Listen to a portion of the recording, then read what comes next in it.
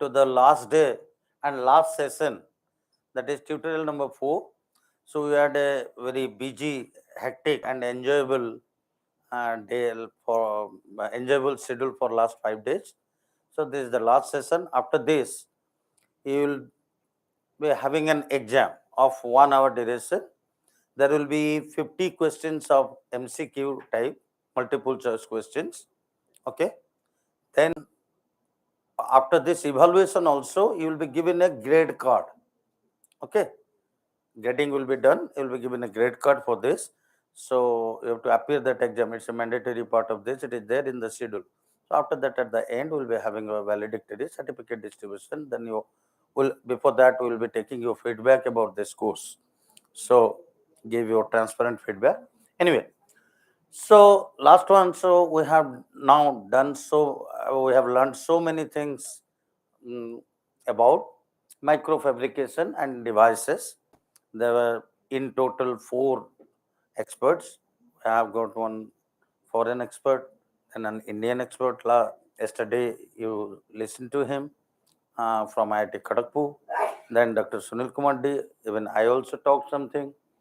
So just to combining them, what are the key challenges in microfabrication and devices that is being faced today?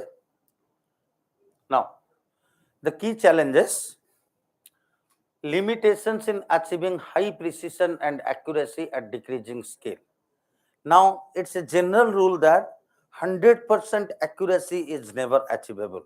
Okay, it's a thumb rule because you cannot go for 100% accuracy. That's why we go for some tolerances and we give some allowances also.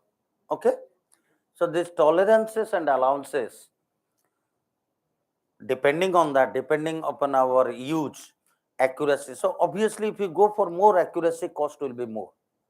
Okay, and it goes in an exponential manner. Okay, so if we want high accuracy, then the cost will increase exponentially. Okay, and again, there are things. Suppose I am manufacturing a table, say.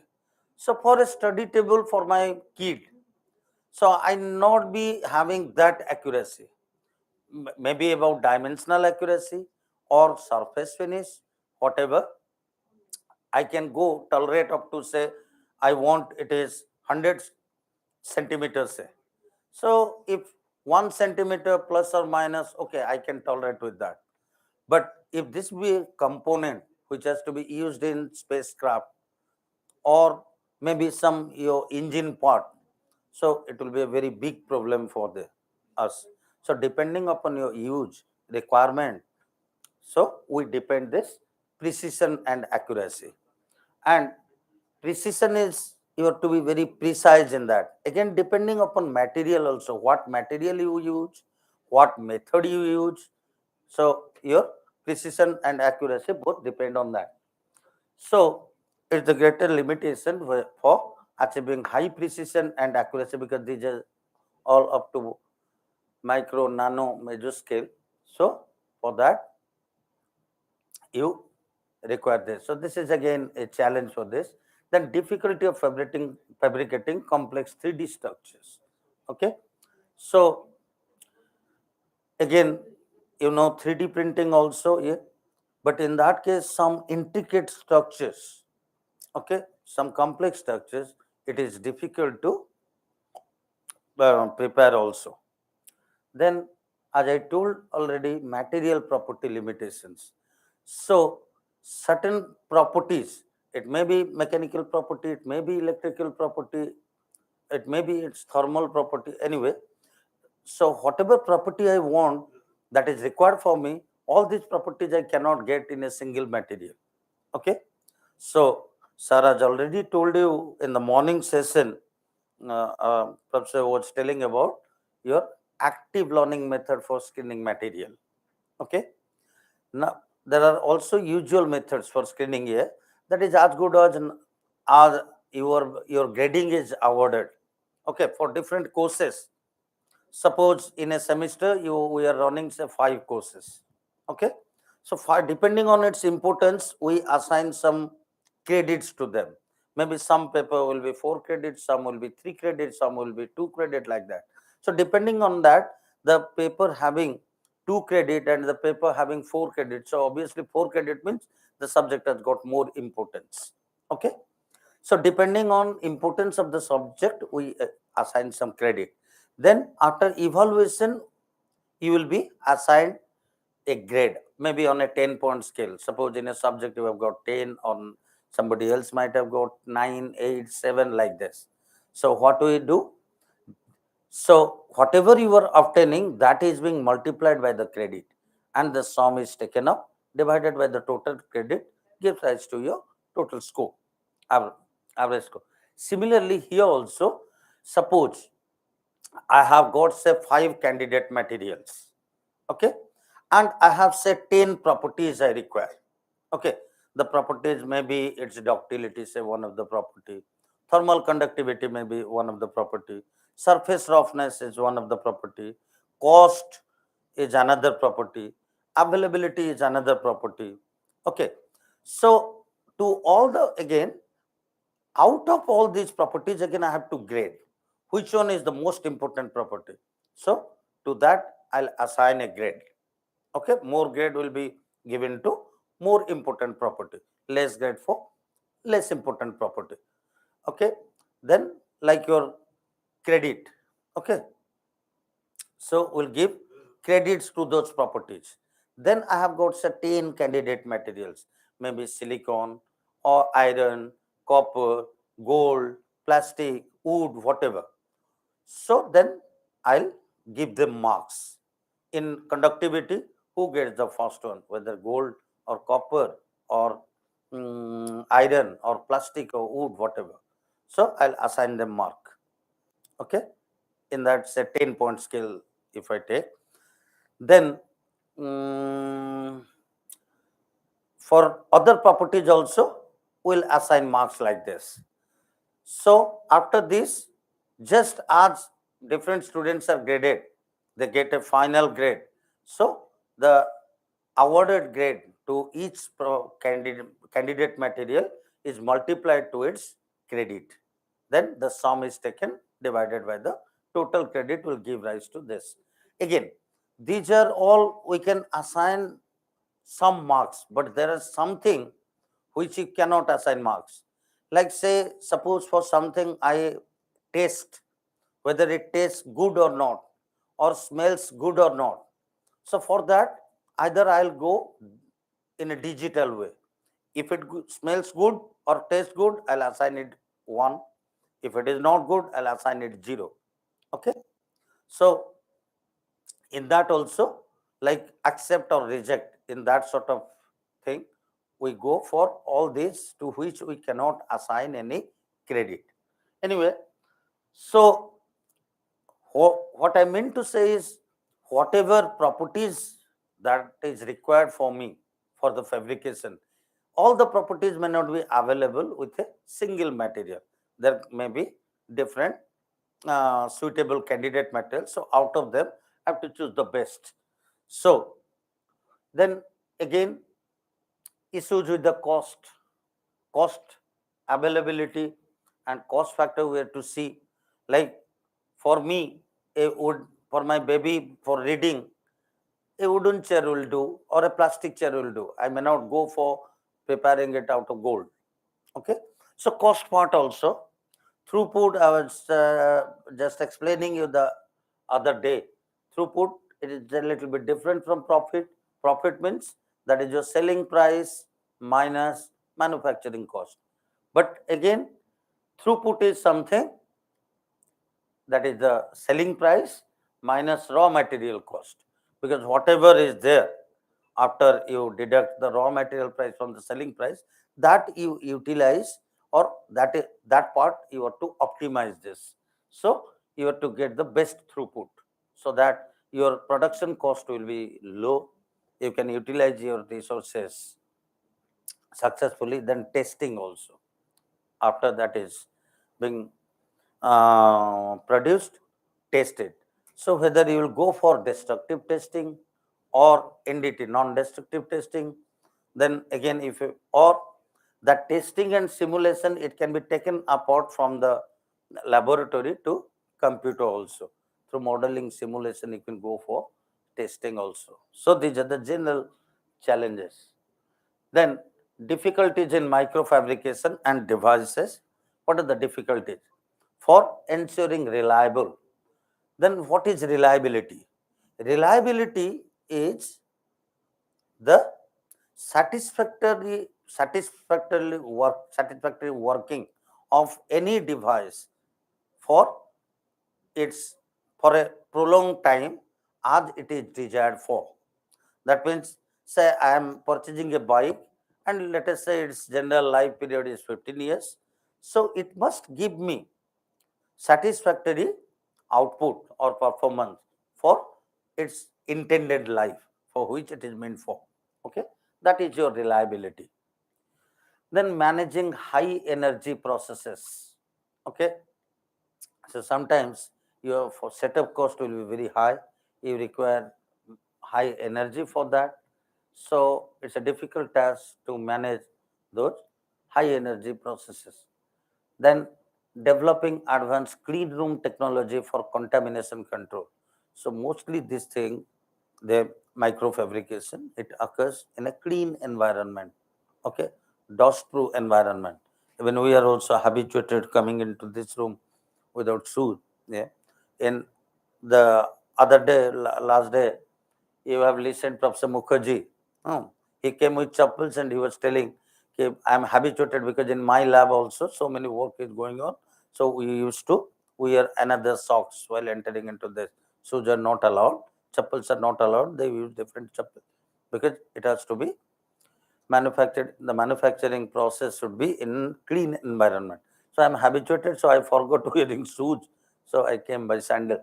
Anyway, so again, this is also a difficult task, developing advanced clean room technology for contamination control. Because even a teeny dust particle, if that is being deposited, say your silicon wafer, while or in that solution, if that is being diluted also, or maybe your virus, bacteria free, it should be that environment, otherwise it will be contaminated. So in small scale, it affects a lot, because even the size of a, I mean, we are working with the size which is less than the size of a bacteria also. Okay, so you need to have a clean environment and known as your clean room technology. So it should be contamination free. So again, it's a costly affair to have get that environment.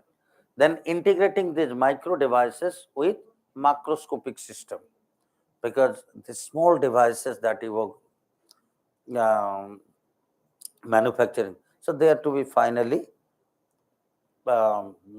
integrated with some macroscopic device, macroscopic system. Then, if I classify it, precision and accuracy, the difficulty as we are discussing, dimensional control. Okay, this precision and accuracy. Precision means how close you are to the desired dimension while manufacturing. Suppose even if I manufacture, suppose 10 components of this part, so these 10 components may not be exactly the same.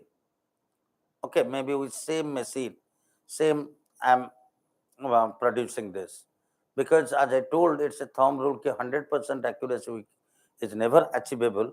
So maybe it may be produced by same operator or different operator, or with same machine or different machine. So there are several factors affecting this. Hmm. There may be backlash error in the machine, or there may be, it depends on your mindset on which environment you are working. Then the skillness of the person who is working, then the environmental condition that you are working. If you require, I mean, more accuracy, say suppose I am working in an environment of say 45 degrees centigrade, somebody is working in 10 degrees centigrade. Obviously, for that, hello. Huh. some micro elongation will be there due to that temperature also. Hmm, temperature dip. So as features get smaller, maintaining extreme precision and accuracy, it becomes difficult, requiring advanced techniques and equipment to meet strict tolerances. So, I mean, if the machines are big, it will give different types of error. Again, wear and tear error might be there also. Then uniformity. Ensuring that microfabricated devices have uniform characteristics and performance across large areas, it's a complex task and it's a challenge also. Next is material and design. So, material limitations, finding and processing materials that are suitable for microfabrication and exhibit the desired mechanical, thermal, and functional properties at the micro scale is a significant hurdle.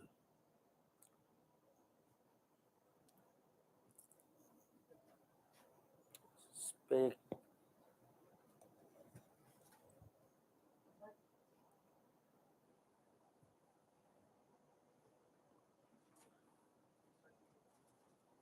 No, I may not have brought. Okay. Anyway, so material limitations are there because as the same thing we are discussing, your desired mechanical, thermal, functional properties in micro scale level, it's a hurdle because you cannot get all those with single material. There may be different alternative materials having different property. So geometric freedom. So your subtractive processes are often limited to 2.2D or 2.5D structures, making the creation of complex high aspect ratio of 3D design difficult. Here the 2. I mean, it is in between 2 dimension to 3 dimension manufacturing. Size effects. At micro and nano scales, material properties can deviate from bulk behavior with changes in crystallographic anisotropy and surface to volume ratio impacting device performance. So, sir was telling about this, how volume varies in linear scale also. You can take him out. Feeling cold, no?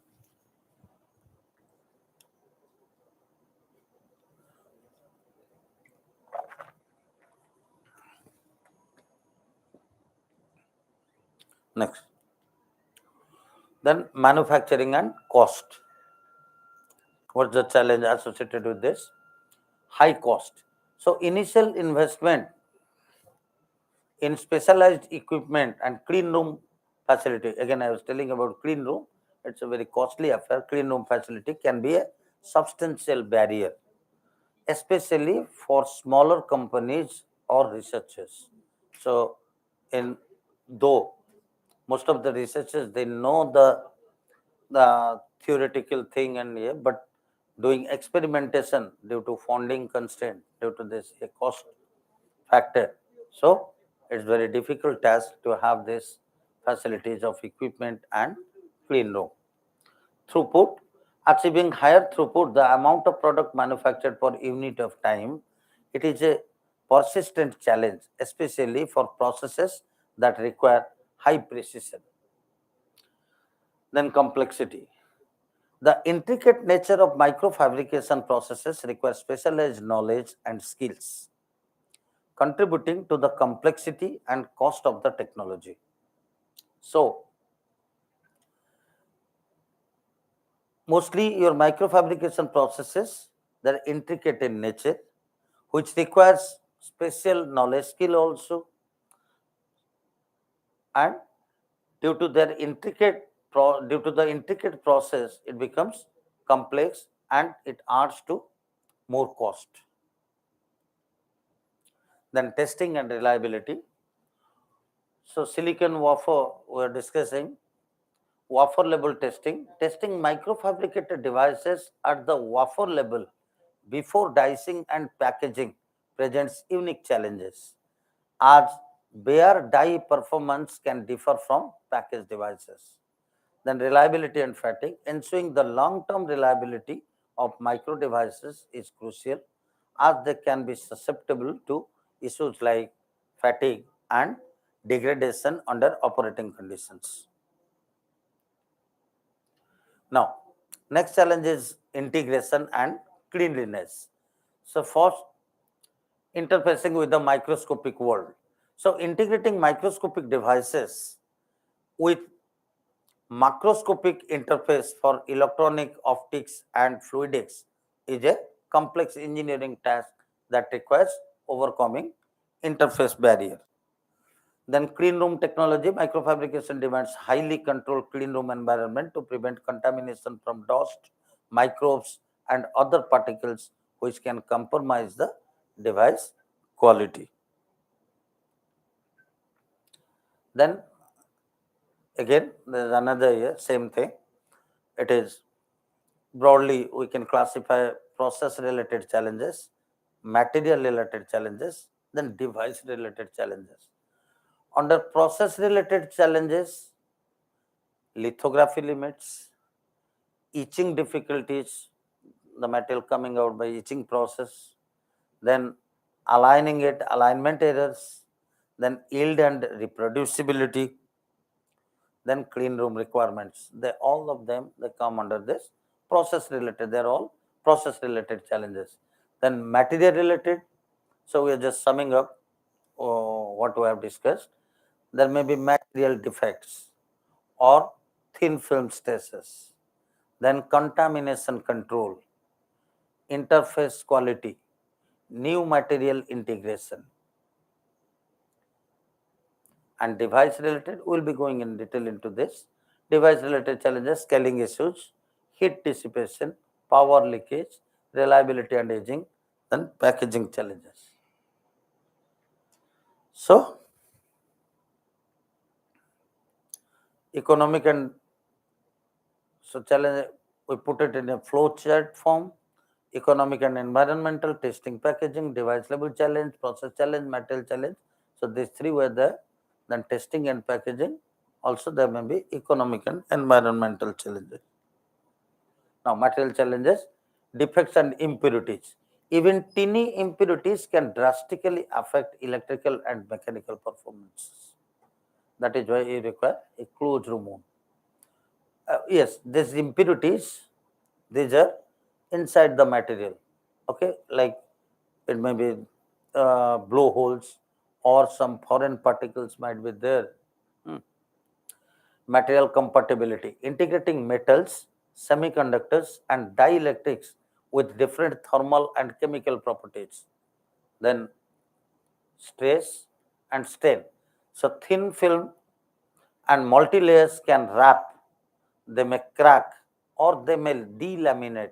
I mean, one over the other, delamination, and the layers may become squeezed or they may become open also. So that is your delamination due to residual stresses. And novel material.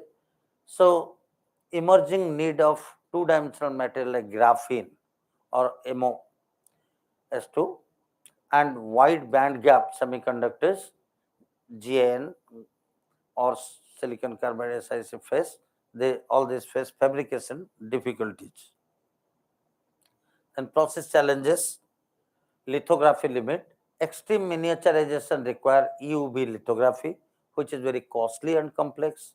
Then etching process, achieving high aspect ratio and anisotropy without damaging underlying layers. Then deposition control, uniformity at nanometer thickness across large wafers. It is also difficult. Clean room environment, any contaminated dust particle can ruin the device up to large extent. Then device level challenges, that is scaling laws, power and heat management, reliability, integration. So scaling laws. As dimensions shrink, Moore's law. In the very first class, our first lecture, you have known about Moore's law. Okay.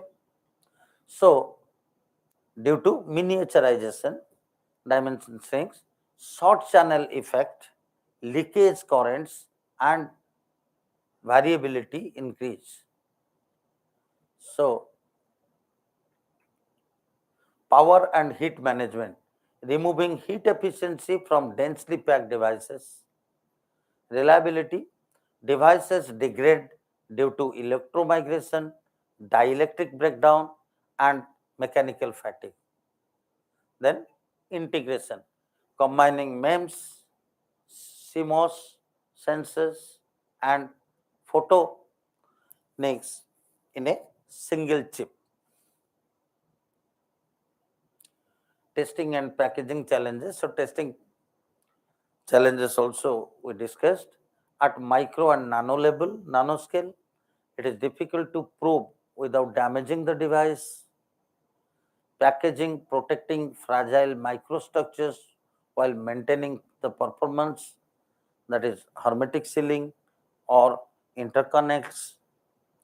Then yield and scalability, that is defects at such small scale lead to yield loss, increasing cost.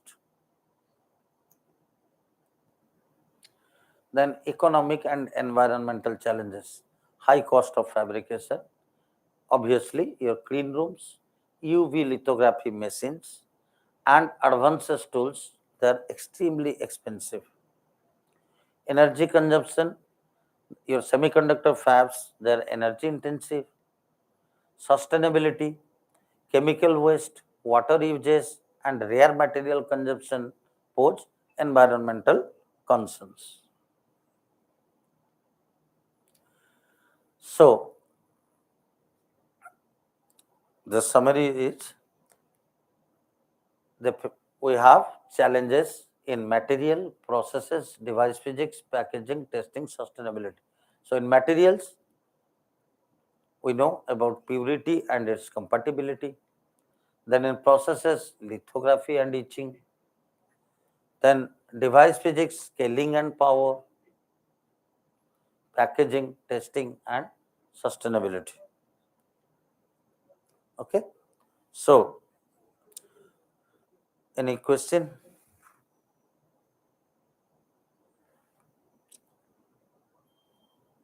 Okay. So, we'll all take you to our labs now. So, we'll be moving there. You will see how it is maintained in the lab. So, then after that, we'll be having your examination. So, thank you.